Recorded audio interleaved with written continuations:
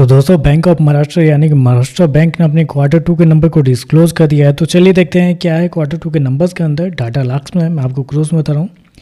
तो देखिए पिछले क्वार्टर में कंपनी ने 7,878 करोड़ का रेवेन्यू जनरेट किया था, मतलब टोटल इनकम जनरेट किया था। पिछले साल 6,809 करोड़ के आसपास, जबकि अभी देखें तो बढ़ के 7,973 करोड़ आपको जाता हुआ देखने को मिला। तो साल दर साल जाते हैं तो साल दर साल कंपनी का टोटल इनकम बढ़ता हुआ देखने को मिला। लगभग बोल सकते हैं 15% के आसपास की तेज़ी आपको देखने को मिल रही है। जबकि क्वार्टरली बेस पे जाते हैं तो क्वार्टरली बेस पे कंपनी का टोटल इनकम फ्लैट आपको देखने को मिला। लगभग 1 से 1.5% के आसपास का जंप आपको देखने को मिल रहा है।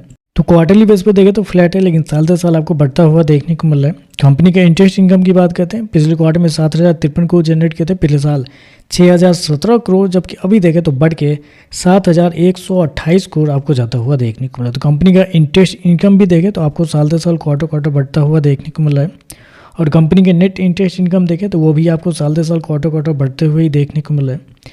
चलिए कंपनी के खर्चे क्या है वो देखते हैं। तो देखिए पिछले क्वार्टर में 5,308 करोड़ खर्च किए थे, पिछले साल 4,607 करोड़, अभी देखें तो कंपनी खर्चे 5,399 करोड़ आपको जाता हुआ देखने को मिला। तो कंपनी के खर्चे भी देखें तो खर्चे भी कंपनी के ठीक है, थोड़े बहुत कंट्रोल में ही आपको देखने को मिल रहा है।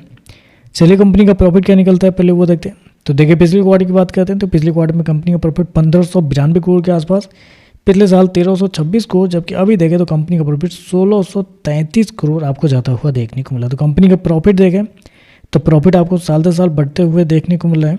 लगभग बोल सकते हैं आप 24% के आसपास का जंप है कंपनी के प्रॉफिट के अंदर साल दर साल। जबकि क्वार्टरली बेस पे जाते हैं तो क्वार्टरली बेस पे भी कंपनी के प्रॉफिट के अंदर लगभग 3 से 4% के आसपास की तेजी है। तो कंपनी का प्रॉफिट रहेगा तो प्रॉफिट भी आपको साल दर साल क्वार्टर बढ़ते हुए देखने को मिल रहा है। कंपनी के प्रोविजन की बात करते हैं तो देखिए पिछले क्वार्टर में कंपनी ने प्रोविजन के रूप में 867 करोड़ गंवाए थे, पिछले साल 822 करोड़ के आसपास, जबकि अभी देखें तो 755 करोड़ के आसपास आपको देखने को मिला है। तो प्रोविजन देखें तो आपको साल दर साल क्वार्टर कम होता हुआ देखने को मिल रहा है, जो कि एक अच्छी बात यहाँ पे निकल के आ रही है। चलिए कंपनी के एनपीए क्या निकलते हैं वो देखते हैं। तो ग्रॉस एनपीए की बात करते हैं तो देखिए पिछले साल कंपनी का ग्रॉस एनपीए पिछले क्वार्टर में 1.74% था, पिछले साल 1.84, अभी देखें तो 1.72 आपको जाता हुआ देखने को। तो ग्रॉस एनपीए आपको साल दर साल क्वार्टर कम होता हुआ देखने को मिल रहा है।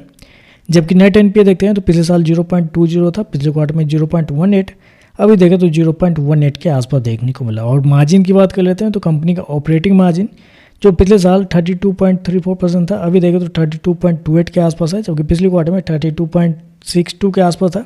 तो मार्जिन देखें तो मार्जिन लगभग फ्लैट ही आपको देखने को मिला। और नेट प्रॉफिट मार्जिन देखें तो वो भी हल्का सा ऊपर नीचे आपको देखने को मिल रहा है। तो ओवरऑल देखा जाए तो नंबर पॉजिटिव ही आपको देखने को मिला, हालांकि उतने तोड़फोड़ वाले नंबर नहीं है जिसकी वजह से एक बड़ी तेजी आपको देखने को मिले, लेकिन हाँ नंबर आपको पॉजिटिव देखने को मिल रहा है। बाकी देखते हैं मार्केट इस पर कैसे रिएक्ट करता है।